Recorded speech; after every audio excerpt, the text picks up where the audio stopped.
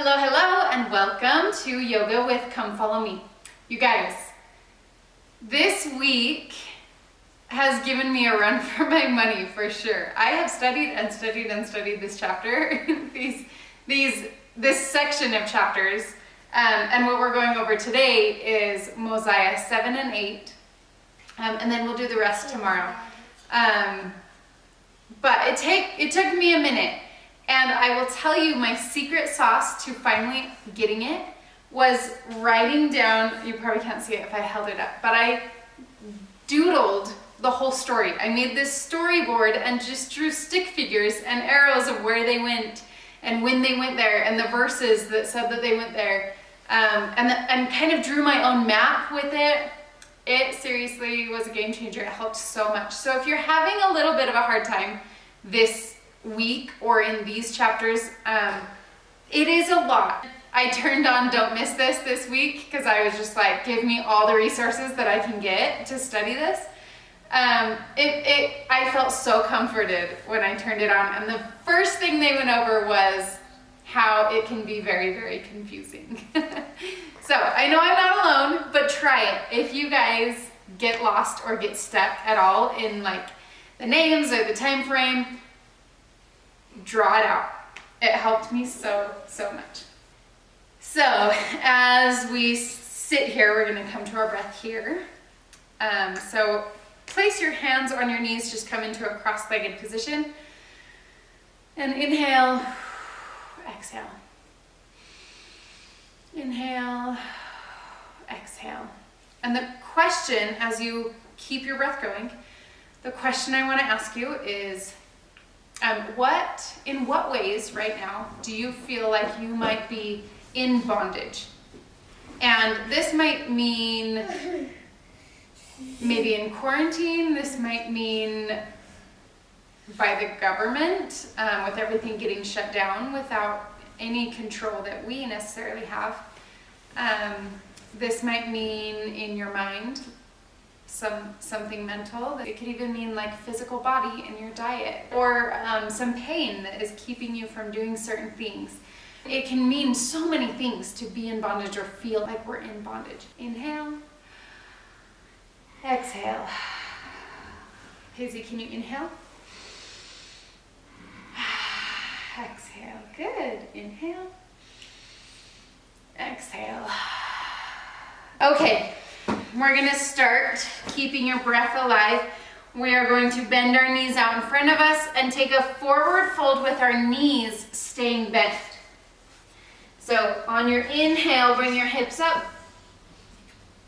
And exhale, bend the knees and forward fold over those knees.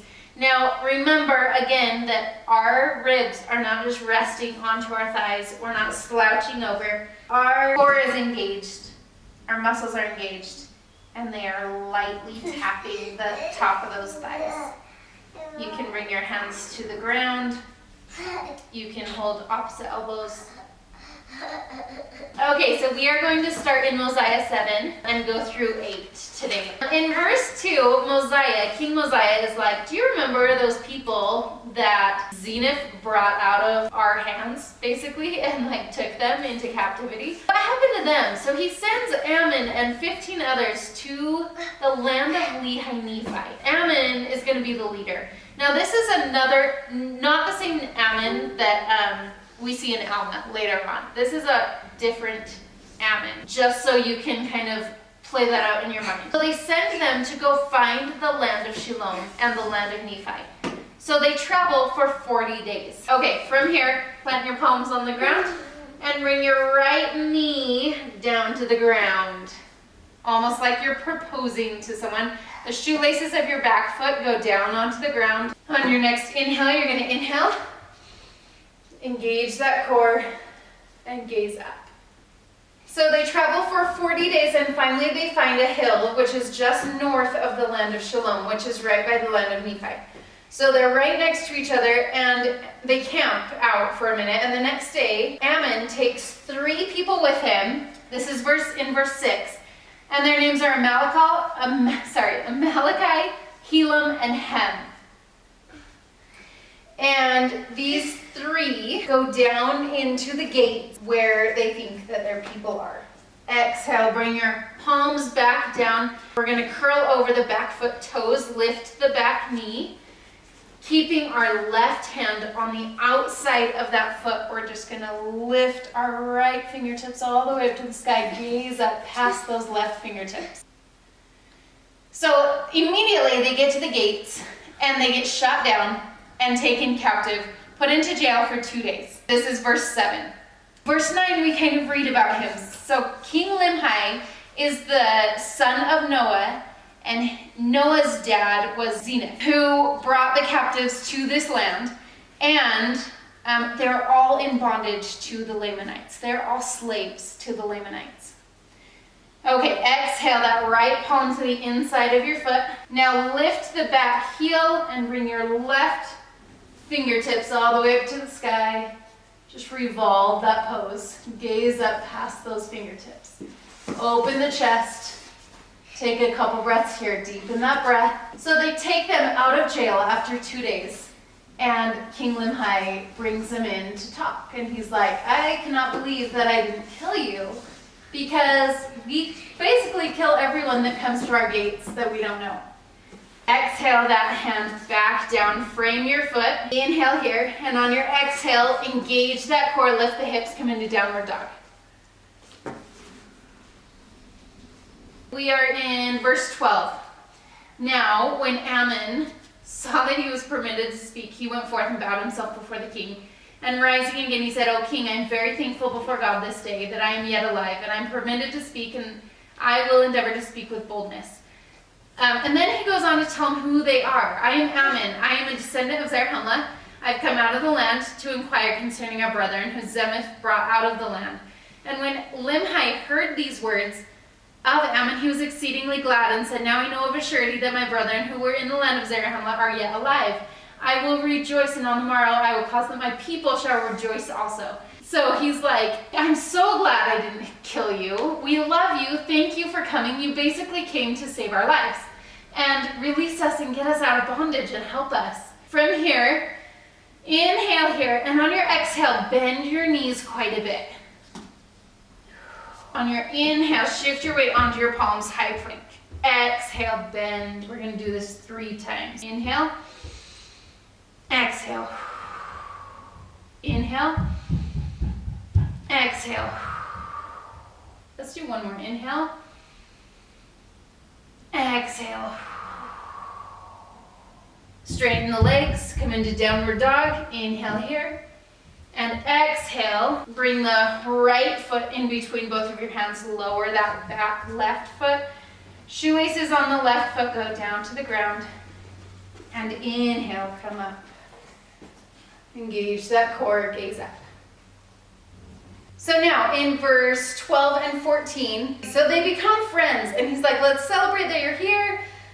In verse 16, he says, go to the hill, get all of your people, all 16 of you, and come back down, and we'll feast, and we'll celebrate, and we'll be merry. Tomorrow, basically, we will gather all the people and tell them that you've come. So they do. Inhale here. On your exhale, bring your right hand to the outside of that right foot.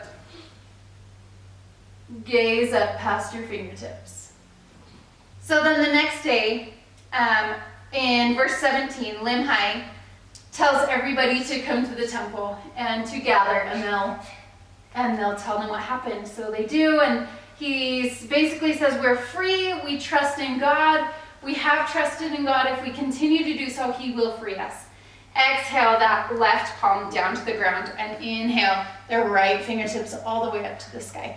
Gaze up past those fingertips.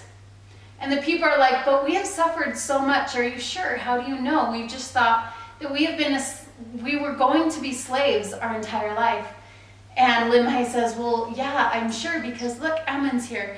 And this is the beginning of chapter 8, and in verse 2, Ammon comes in, and they introduce him and show him that he has come for them. And Ammon, in verse 3, tells them about King Benjamin's sermon and what he told them in their temple.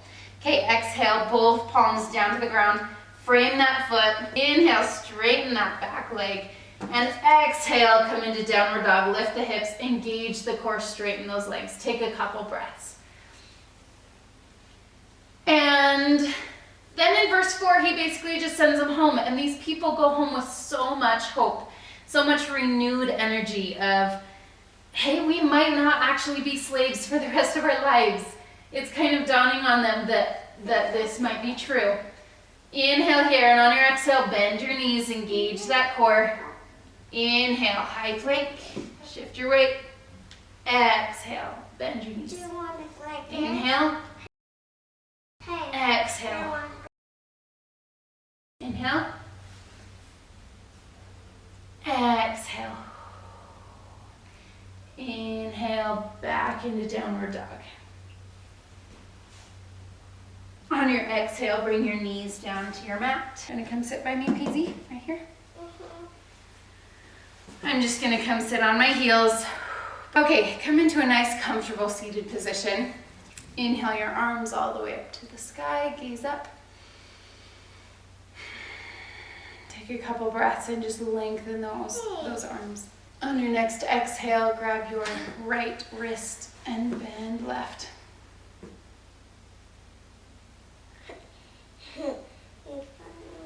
Inhale up to center. Other side, bend right. Inhale up to center. One big inhale and exhale. Bring your hands back to heart center. Chapter 8 is Limhi and Ammon conversing. Limhi has these plates, and it kind of tells a backstory of how his people got them, but it's the history of them being in bondage. Ammon is saying, can you translate these? I can't read them. And Ammon says, I cannot, but I happen to know somebody who can. He's known as a seer and a prophet, and it's King Mosiah. This prophet of ours is called of God, and he could totally translate these for us. And that's the end of chapter 8. My question for you, as these people have been in bondage, and as I was reading this, I was just feeling for them for a moment. And a quote came into my mind. Has kind of been a little bit of a mantra for me when I'm going through certain things. And it's this. Sometimes things don't go away. They don't go away until we've learned what we need to learn from them, right? They don't go away until they've served what they need to serve in our life. So with your bondage question that I asked at the very beginning, now ask yourself, what are some things that you can learn from that? Maybe then when we start learning from them and taking things away from them and applying certain things to our life or changing our situation, maybe then that's when we can be free. Maybe we can take that to prayer. So I leave that with you. Start thinking about that this week. And tomorrow we start in chapter 9, and right before that chapter it says the record of Zenith, or Zenith. A lot of people say it different ways. An account of his people from the time they left the land of Zarahemla until the time that they were delivered out of the hands of the Lamanites, from 9 to 22. So this is the part in our movie of the Book of Mormon, right, where we are kind of getting into this cool story, and it cuts for a moment and flashes back to this whole other story for a moment, and then we'll come back. So we'll start there tomorrow. The light in me honors and loves the light within you. Thank you for being here today, and I will see you tomorrow. Namaste. Bring your hands to heart center right here and say namaste. Namaste. And then bow down to our mat. Good.